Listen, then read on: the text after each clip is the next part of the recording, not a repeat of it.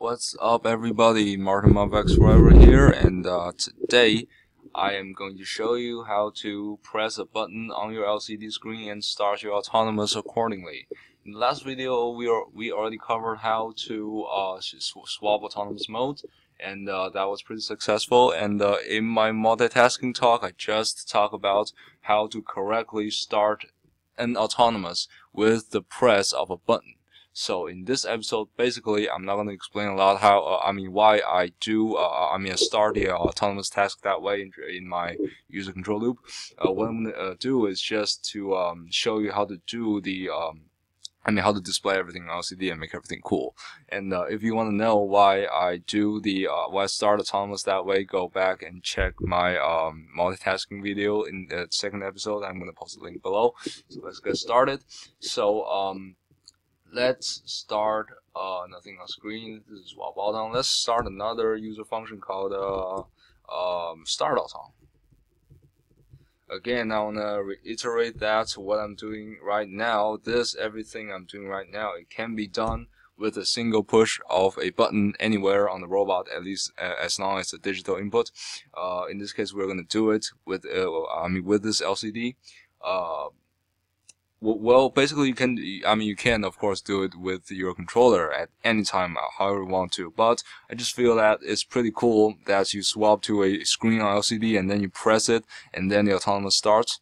And that's just something I want to do, and it's pretty cool. I'm gonna show you. And I personally find it useful. For instance, if you don't have your controllers ready, you can still directly hook your robot up with the computer and load the autonomous and pull off the cable and boom, press the button, and there you go. It tests out your autonomous. If you set it, if you set your program to work without any wireless control. Or let's do start autom. Let's do it. Start autom. So first let's display something on the screen. So let's go. Let's go. Press send button. Alright, let's. I'm just thinking about what to display on screen. Alright, display LCD center string, and what do we want to display on the first line? On the first line, we want to display. Let's just display press to start autom. But we all know that we're going to press the center button. So let's type press 2. It's pretty good. Display LCD center string. Next line, let's display start autom. Let's start autonomous. What about that? Let's just count the characters. This is 1, 2, 3, 4, 5, 6, 7, 8, 9, 10, 11, 12, 13, 14, 15, 16. That's a close one. That was just right there at 16. But it's gonna work, and that's it. Basically, this is just a display function right here, and let's tuck this thing into the my long string of case switch statements. Basically, that's it. And the main thing we're gonna do is done in the user control loop. And let's go to that save. The main thing we're going to do is in the user control loop, and this is the third mode, so this is going to be designated by the driver control mode count equal to 3. Alright, so in the driver control loop, how are we going to start this? We're going to say that if I am on the screen, if I'm on other screens, for instance, I still need to use my center button to clear out my sensor values or stuff like that. Provided that I am on my third screen, which means that my driver control mode count is equal to, I'm just not going to space it out, is equal to 3, and my center button is pressed, which means my NLCD buttons is equal to 2. If this happens, I'm going to start autonomous, which means I'm going to start task autonomous.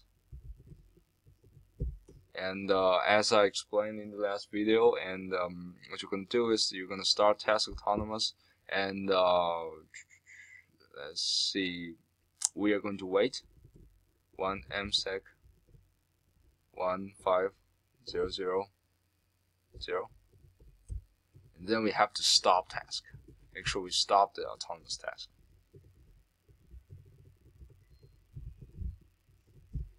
we have to make sure we stop the autonomous task. And it really depends on what you do. For instance, if you have this motor, you have the motor set in autonomous, but you don't have any special commands in your driver control loops. If you're not doing any mapping, you're just testing autonomous while this thing is just left to run, then I guess you probably need to add a stop all motor task if you happen to use motors. Well, that's just like that. We define the motor. Yeah, we define the motor. Yes, basically that's the way to do it. And let's see if this thing works. Compile program, no error, save. Let's go download to the PC emulator, and hopefully I will open up the task status, and I'm going to show you that. Let's go start. Home selection, for instance, let's select autonomous 1. Good. Let's go to the third screen, press to start autonomous, and I kind of want you to pay attention to this place. When I press the button, this should start to run, and this is running state, this is autonomous, and let's see.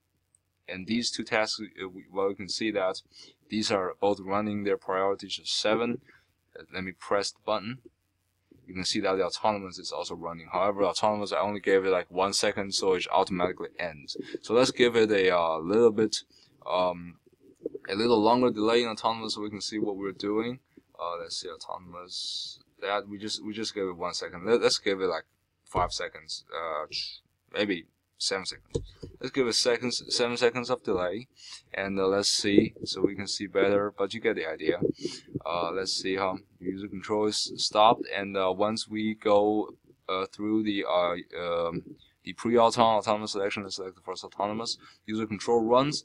I go to my third. I can swap autonomous if I want to, but I go to my third screen, press to start autonomous, boot, press. It is starting. However, realize that right now my user control is still, my main is running but autonomous stopped. Note that right now my user control, when I'm running autonomous, my user control still appears to be running. However, it's really being delayed because I just placed that 15-second delays right there. So just in case you have any motor or joystick mapping, because I'm in the main user control loop, that's where you usually place the joystick mapping. So it appears to be running, but it's really actually not. It's actually not interfering with autonomous with all the joystick mapping and stuff. However, also, when I press this, you can see that my driver control view values, which is the loop that dictates all of my LCD functions, is also not delayed. Which means that when the robot is running, if you can go and catch your robot, if you can, provided you can, if you can go and catch a robot, well, you can still press anything on the LCD screen, just like I press and start. Someone's running, I can still change, I can still swap, I can still do this, which is good. Awesome. Well, just a few things about this task. So this is how to do it. Well, you can, of course, do this thing like what I did in my other multitasking video with a button-up joystick. So you might just add, if this is triggered, or if that's true, or not that. There we go. This is my or command. Or my let's just vex RT. Just give a random button. BTN. Let's go HU. What about HU? Actually, 7R. 7R is the button that I used in the my Skyward season, throughout my Skyward season, for autonomous. So everybody on my team knows button 7R. Don't touch it. If you touch it, the robot goes crazy. Yeah. So I just vex button 7R. If this thing is equal to 1, or you can just directly put it. I think if you directly put it this way, it's fine because the computer automatically recognizes 1 as true. But let's just do it the old-fashioned way. Make sure it works. Compile program, no error. So that's basically you added another feature. Well, if you press the LCD button, it works and autonomous runs. And if you press the Vex RT button, that also works. And that is great. Awesome. And that is how you correctly start Autonomous with a little extra screen thing on the LCD display screen. Not insanely helpful, not super helpful, like how you can view sensor values or swap Autonomous. It's just a cool little addition to your LCD display, and everybody's gonna say, be like, "Oh, it's really cool. You can use the LCD to start Autonomous." It is pretty cool, actually. So that's it. I hope you learned something. A cool little addition to your LCD display. So this is Martin Mavx Forever, and I will see you in the next video.